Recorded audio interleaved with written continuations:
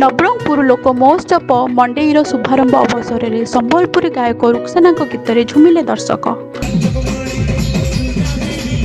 प्रबल शीत होते दर्शक माने रुक्सेना गीत मजी जाइथिबा दृश्य देखा मिलता।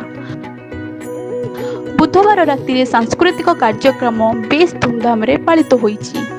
एही अवसर में रुक्सेना कहते नवरंगपुर जिलावासी बहुत भल और मो गीत शुणा हजार हजार दर्शक रही तेणु मते बहुत खुशी लगी। माने मु भाबुतली एते थंडारे एते लोक आसीबे कि बाकी बहुत बहुत आडंबर रे हेची आ मु फर्स्ट टाइम देखिची माने देखुची जे पंचायत लेवल रो माने लोक महोत्सवटा एपरि होची। मो कोडी भी देखि नथिले। मु निजे भी ब्लॉग रे थिली, चेयरमैन वाइस चेयरमैन थिली। आम टाइम रे एमती है नथिला। बाकी एटा डिस्ट्रिक्ट लेवल जो शो माने होची माने डिस्ट्रिक्ट लेवल रो जो हमर लोक महोत्सव होची सेमती तो करजंती और बहुत बढ़िया हेची।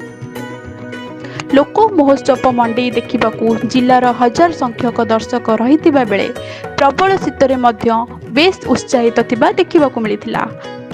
नवरंगपुर अनिल प्रभात भ्रता रिपोर्ट टुमानी टीवी।